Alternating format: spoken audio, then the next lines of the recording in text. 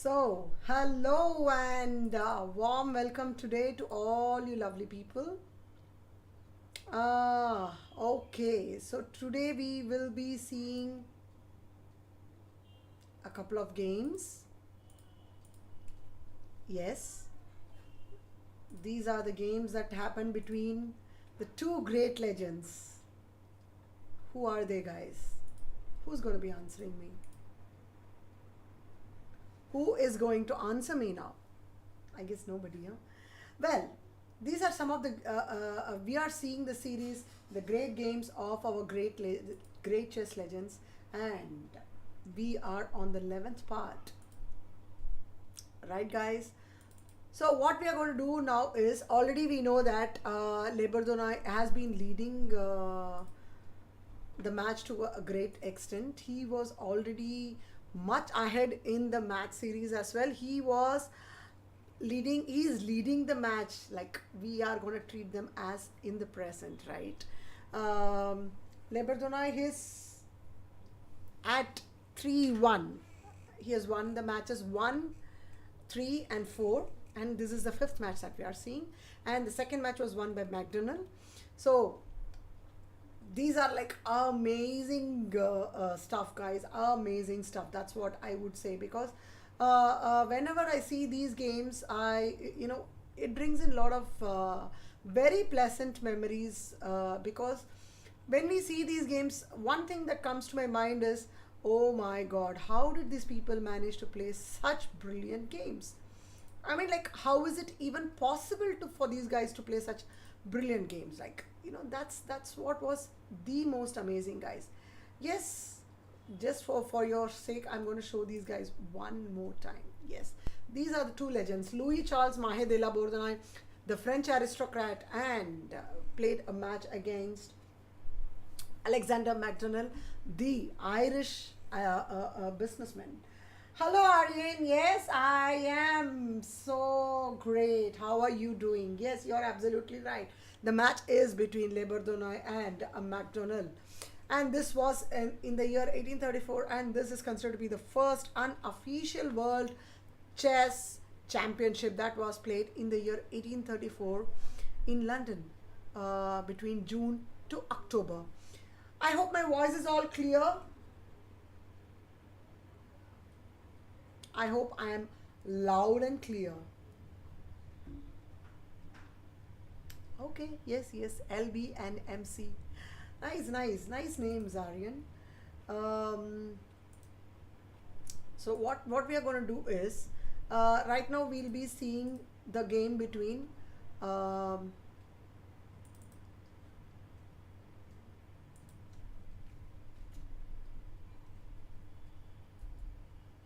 okay, today I'm a bit,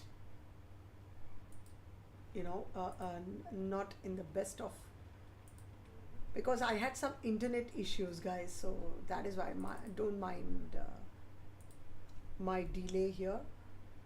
Okay, yeah. Okay, so we will be seeing this game, that is the game between Louis Charles Mahe de la Bourdonnais against Alexander MacDonald. This is London match 5, round number 11. Already, guys, Leberdonai is leading the match as usual. But just to show that MacDonald is not far behind, we'll be seeing this game. And I am Vijay Lakshmi Subbaraman, the first woman grandmaster of our country, and an Arjuna Awardee, here with you guys on this series of the great games of our great chess legends. And we are on part 11. My. Time flies by. Well, let's jump right into the game, guys. I mean, this is one of my favorite games again, because here you will see that MacDonald plays a different setup. Let's take black here again. Yeah, ma'am, loud as a speaker and smooth as a highway, road a foreign highway. Okay, Aryan, not.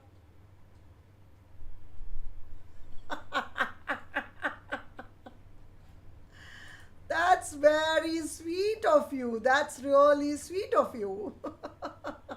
Okay, now let's go to the game, guys. Let's go to the game. Okay. So this is the game between Le Bourdonnais versus McDonald, and it is another traditional e4 game. Hello, yes, hello. I love the energy, I love the spirits. That's what is most important, guys. So e4, e5, knight f3, knight c6, bishop c4, bishop c5, b4. It again another Ivan's Gambit.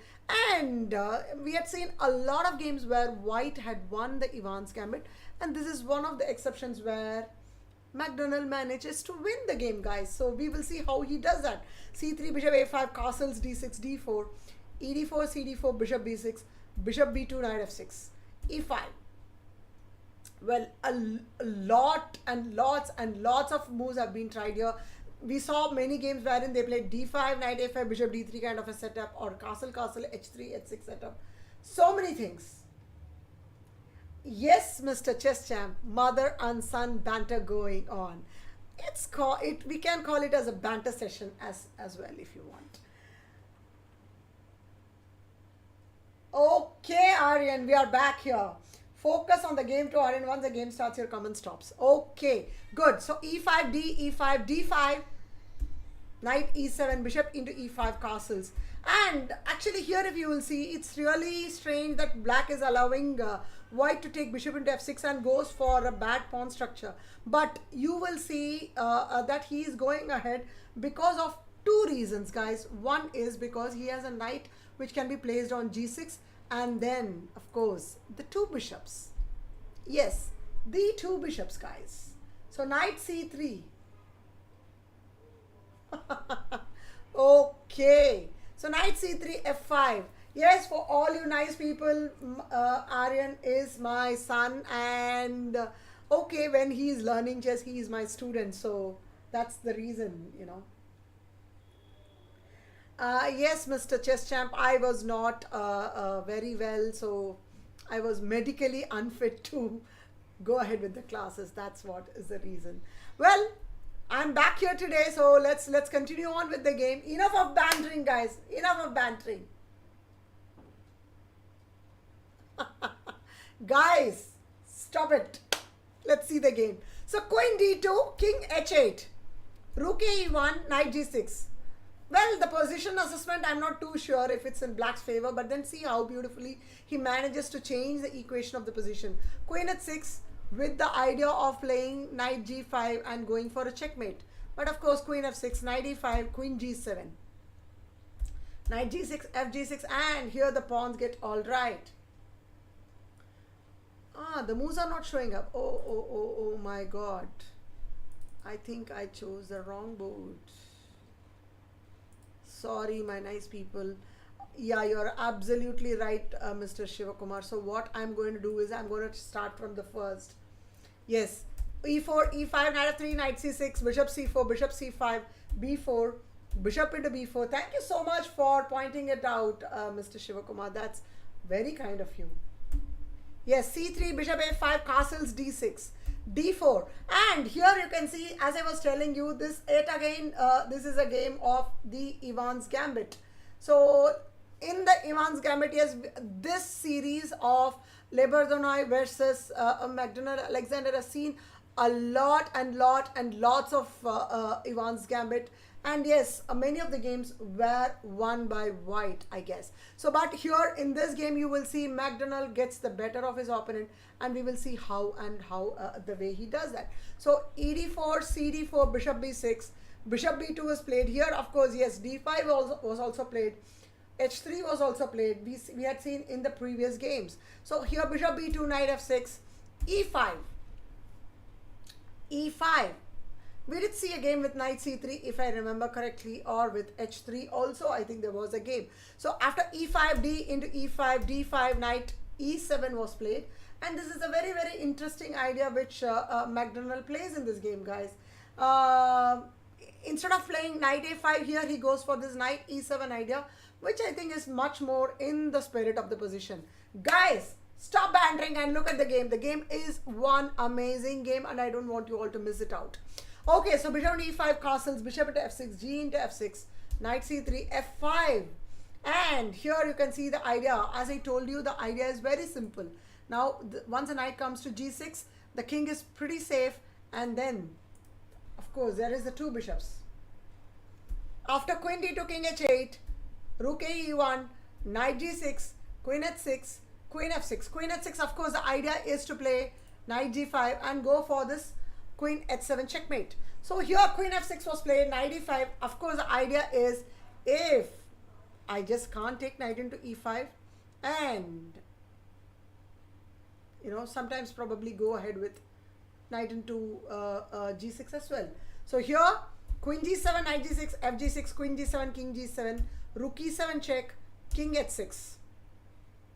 And here you can see, in fact, it was considered that McDonald is not very good in endgames, but I don't know, in this game he is not looking like that. So knight b5, c6, dc6, bc6, and d6, and this bishop is amazing, guys. Amazing, amazing, amazing. Yes. Bishop c5, knight f7 check, king g7. Of course, here one more time you can give the disc check, but then here probably I can play king f6, and I'm not sure how. Yeah, it'll be difficult. It'll be difficult for white, guys. So that's the reason he goes ahead with rook c7 and bishop b6, rook e7, king f6, and now we get the beautiful move, rook fe1, bishop a5. See this bishop is so amazing, guys. Just see how beautifully this past couple of moves this bishop played into the fore and converted the position from not a winning position to probably a completely won position. Bishop c5, knight f7, king g7, rook c7, bishop b6 again, and again. It is threatening one after the other, and you can see black gains complete control of the position here, guys. Rook e2, rook b8, and already black's all the pieces are developed, and you can see black is probably getting better in this position already. And the attack or the onslaught on these rooks doesn't end here, guys. See how beautifully he goes on and on and on. Rook c7, rook c1, king g7, yes. Because it is just not possible to stop this onslaught of the bishop, guys. Here the idea is so beautiful. If rook e7, then I just play bishop check and take the rook. I think we can go ahead with a checkmate as well, guys. Probably there would be a checkmate as well.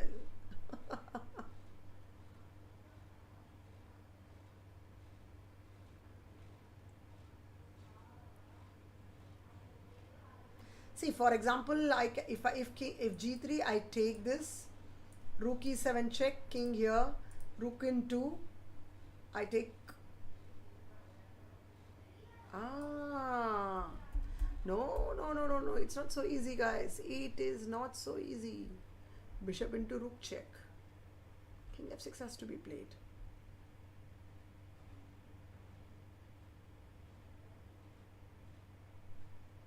Yes, now I think I can play rook c8.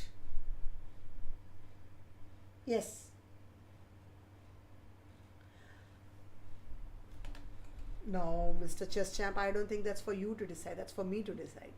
Okay, let's see this analysis. What happens here? But he plays bishop, knight e6 check, king h6, rook a6, rook into c4, and black gets a piece. Knight into f8, bishop into f8. Two bishops against one pitiful rook. Here, see the beauty, guys. The beauty. King into h4 leads to a mate. Of course, g5 is also a mate. Right? Is it lagging? So king f3, bishop c6 check, rook e4, bishop e4, king e4, bishop c5.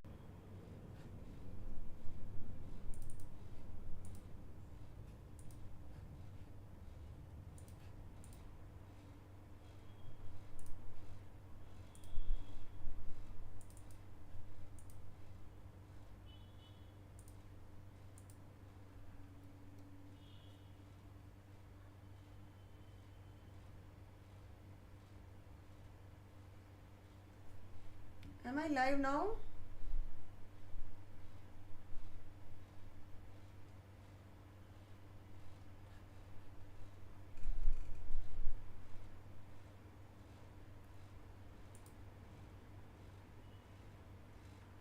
Okay, I think yeah, I think we are back. Yeah, so I tried to switch off my OBS and then I have come back into this, guys. I'm sorry, today I told you, there has been some problem with my net today, and I've had a lot of issues. That's the reason I was not able to start in the beginning also. Okay, let's wind it up for the day without much ado. Let's try to get one more game done today, and with that we will be coming to the end of the fifth match series, and we will go ahead with the sixth match, and with that we'll be ending this series, guys. Okay, so let's go for this live game between, not the live game, the game between McDonnell Alexander and Leberdonnoy. This is match 5, London match 5, game number 12, the last game. Yes, here. Okay, so e4 c5. Okay, I am live. Yes, so f4 e6, nf3, d5, e5, nc6, the Smith-Morra gambit, guys. Yes, Mr. Chess Champ, you can refresh. Thank you, Kaustubh Joshi and Aryan Sriram. Thank you so much. No. They are really great, and I love seeing their game actually, because I am getting to learn so much, and somewhere down the lane, I'm not even sure if I'm actually showing the games to you guys, or if I am seeing it for my own, my own happiness. So I can't afford to miss out on these guys. Please bear with me, Mr. Chess Champ. So bishop d3, knight h6. See the beauty of this game. The last game, the black bishop was amazing, guys. The black bishop just ransacked the position, and so bishop c2, queen b6, castles, knight f7, d4, bishop d7, and here you can see black has developed all his pieces very beautifully.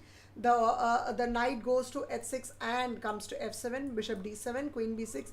Everyone is developing on their own in a very beautiful manner, and I really like this because of this game, because of that. Aryan, it's okay. a3, a5, king h1. Let's concentrate on the game, guys. Let's concentrate on the game. King h1, bishop e7, h3, f5. I mean, like a very, very complicated game, but played so beautifully. If you understand the ideas, the game becomes very beautiful, and the game becomes so easy to understand, guys. Here you can see that actually, if you remember, we had seen in match 4,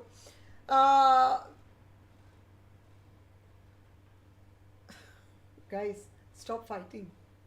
Let's watch the game. If you remember in match 4 series, king h1 was played in that game, and we decided that whenever you are not sure what you have to do, you play the move king h1. And here also probably I feel that white just didn't know what to do, and he plays king h1. Here he could have actually gone ahead with so many other moves. Even rook f2 would have been much better than king f1, I think. King h1, but okay, king h1 is still okay. Bishop e7. I just didn't understand the idea of h3 here. Here, I think it would have been much better to go ahead with probably something like rook a2, bishop e3 idea would have been better. But h3 was played, and f5, b3, h5. I mean, like, see, black has a very concrete idea of what he wants to do. Hello Adik, how are you doing? I'm so happy that you're also back. Okay, so bishop e3, rook c8 was played, knight bd2, cd4, cd4, g5, fg5, and now, I mean, like, fg5 I think was kind of really strange. Probably he should have gone ahead with something more critical with g3 or something here. But after fg5, knight ce into e5, because here, if f into e5, I just take queen into e3, and black is just better, guys. Again, this black bishop. In the previous game also, it was this black bishop that was sitting here on b6 and ransacked Leberdonnoy. He learnt his lesson well, guys, and he played this game really well with the black bishop.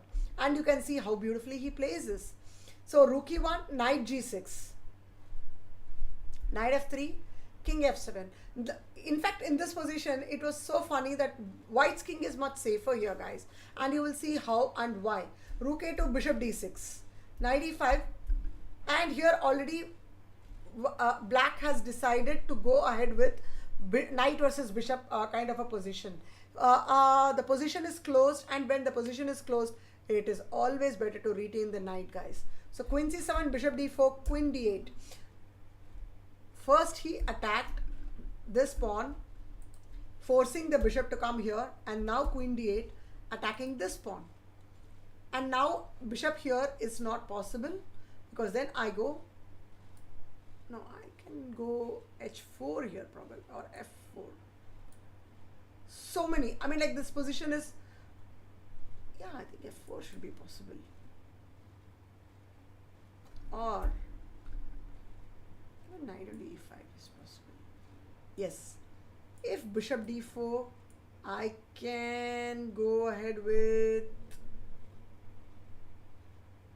knight g4. Oh, knight g6. I can actually go ahead with giving this, I'm sorry, queen into h8. And here I still feel black is really good in this position, guys. Mr. Aryan Shriram, leave it. Let's watch the game. The game is amazing, guys. So, queen d2 was played. h4, b4, a4, queen e3, rook e8, bishop b1, queen e7. See, although black is having some problems here, he's slowly wriggling out of it and trying to make sure that, you know, he is trying to gain control of the position, guys. And that's what exactly we are going to see in this position after rook f2, king g8. Here you can see that this knight is kind of controlling, defending, and controlling the important squares and attacking the right pawns as well. Right? So it's very important to place your pieces in such kind of positions. And this is a pawn here, and placing your knight in front of the pawn. That's again another important rule. And since this pawn is here, this pawn cannot be defended. So not exactly an isolated pawn, but this pawn on g5 is cannot be defended immediately with any kind of pawns. So definitely placing a knight in front of this kind of pawn is the most important thing. So here, king g8, g4, of course, because he wants to go ahead with h4, h5, h into g3, queen into g3, rook c4. But see what happens here, guys. When white is trying to create and counterplay on the king side, black goes for the initiative on the queen side. And I mean, like, how do you stop when so many pieces are at play? That is the importance of development in the opening. And when I'm sorry, that is the importance of the open file, rook on the open file. And in this game, that was what was exactly shown by Le Bourdonnais. Because if you see in this game, he plays rook c8 way ahead. He plays rook c8 in move number 14. Yes, in move number 14, he plays rook c8 and goes ahead and plays his, you know, here this game was all about rook and the knight, guys. He says, okay, he wanted to play with the bishop initially, provided if here in this position, if white had gone for e into d4, then yes, queen into e3, and then black would have played for this bishop. Then this bishop would have been like amazing. It would have wreaked havoc like in the previous game. But since white goes ahead with this, yes, and here you can see that already black has decided, okay, now I need to close my position on the center because I have a king in the center. I can't castle my position. So he goes for king f7, bishop d6, and on knight e5 goes ahead with this kind of a position. He tries to create a blockade placed with the knight on this beautiful square and the rook on this file. Yes, I know these kind of points look very vague, guys, but these are the important, what do you say, strategically important things that needs to be understood in a position. Okay, so when you're trying to analyze a position, you need to see what are the important things that I need to either better my position or trying to attack, both ways, whether you need to attack a single point or try to defend a single point. In this case, this knight is doing both of that. He is actually attacking and at the same time defending himself as well, defending his king side as well. So here on queen c7, bishop d4, queen d8, queen d to h4. This h4 move again is really nice, guys, because after this h4, black has a very concrete idea to go ahead for this if chances if chances available. Yes, you are absolutely right, Mr. Chess Champ, because knight is a very good blockader, and you can see that he is doing that to the T here. And the rook on the C file is amazing also, guys. Here, I think the decisive mistake was probably b4. Here, maybe white should have been more careful and played probably rook c1 with the idea to play maybe bishop d1 or something like that. That would have been much more the spirit of the position. But he takes it lightly and plays b4. After a4, queen e3, rook e8, trying to stop white from playing bishop into f5. He doesn't want to give any kind of chances for any tactics, because let's assume if I'm giving a pass move, then bishop into f5, g into f5, then e6, and there is a fork, and then the king becomes really weak, guys. So trying to defend his only weakness, that is, the king is not yet fully stable on his own. So in the initial phase, it is black's responsibility to defend his king to the best of its ability, right? So here, bishop b1, queen e7, rook f2. White says, okay, I'm having advantage, so he starts pressing on the king side. But then he misses the point that after king g8, probably black is not so bad here. And suddenly the position changes completely. The positions, the whole nature of the position changes, and you can see suddenly black is going for the offensive, guys. After bishop c5, queen h7, I think here already black is much better, and you can see that this bishop comes into 4. Oh my god, and this bishop on this diagonal is just a killer bishop, guys. King g1, queen h5, rook d2. Actually, in this game, I like the finish a lot. Not overprotect your weakness, even protecting your weaknesses should be sufficient, right? So knight h4, king f2, d4, and suddenly it is the white's king that is running here and there because of the weakness, and the black's king is pretty safe on g8, right, guys? So rook d3, rook d8, g6, rook d7, rook e d1, bishop e4. I mean, like, see the beauty of all the pieces, guys. All of black's pieces are playing fantastic role. Here, bishop c5 has just grown into a bigger pawn suddenly, and that is really evident in this position, guys. That's why it's very important to use your bishop very wisely. So rook 3 d2, bishop into b1, rook into b1. Black is exchanging it would have been really risky for black to retain, to keep that white bishop alive. So he says, okay, let's just chop it off. Rook into b1, rook c3, rook d3, rook c2. And here you can see, oh my god, see the beauty of the position. Still it is not mate, huh, guys? It's still not mate. Queen into h4. he's just giving up this position. Yes, it's lost already, guys. Suddenly, in just a couple of moves here, the position was not so clear, and in just hardly 10 moves, the whole equation changes. I think the whole thing changed after this g4 move. That's what I felt, because after this, suddenly I felt the positions.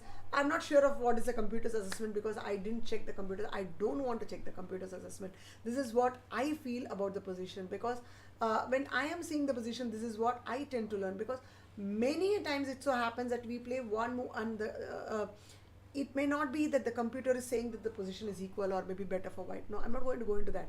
But when we play on the board, when certain thing changes on the board, it kind of affects us psychologically also. So probably I think this was that one moment, because suddenly you can see the whole way that white and black play changes after this kind of, it suddenly changes drastically. So I felt this was probably the turning point. Okay, so what is happening in the chat? Oh my gosh, please stop it. Let's this is much more interesting. There is a bigger war going on here, guys. Oh my god, such a beauty, such a beauty. I mean, like, what? I mean, like, for all you lovely people, you must be thinking the black king was very weak, but unfortunately, it is the white king that has gone for the toss. And yes, yes, yes. Queen into f3, king into f3, and d1 queens. And here, white decides to give it up. And after this, what happens is McDonald loses out on the 12th game of the 5th match, and he loses the match yet again to Louis Charles Mahe de la Bourdonnais, 7.5 to 5.5 to 11.5, if I remember correctly. No, 7.5, right? Just give me a second, guys. Today I'm just out of sync, I think. Today my system is also creating a problem. Just give me a second. I'm going to check it out. Yes, yeah. Louis Charles Mahe de la Bourdonnais wins the 5th London match, 7.5 to 4.5. Yes. Queen into h4, h4, h5, h6. Yes. What else he can do, Adik? What else he can do? Adik, you were supposed to play a tournament. What happened? I hope you won the tournament. You were playing the under-8 championship, if I remember correctly. Did you manage to win?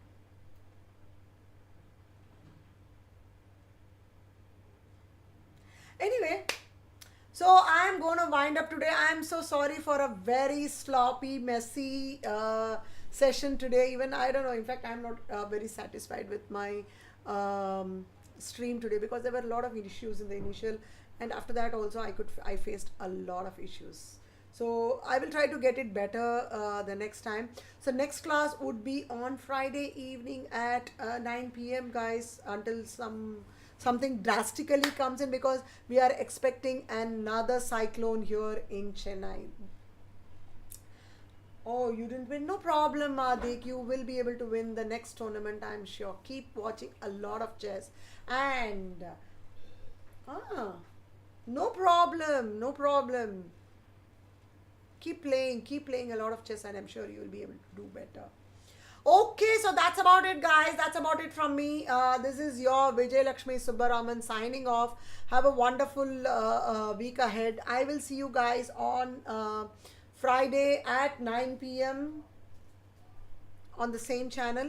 And we will be seeing the final match. That is the 6th match.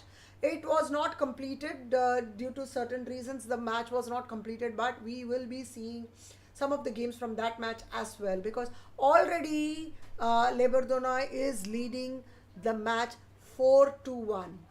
He has won the 1st, 3rd, 4th and 5th match, and McDonald has won only the 2nd match. So really sad, but then what to do?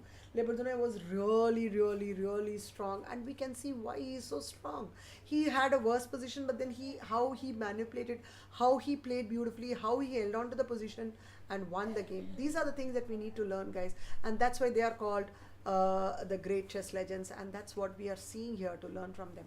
So that's about it from me, guys. I will see you on Friday. Bye bye. Thank you so much, and take care. Good night and Jai Hind.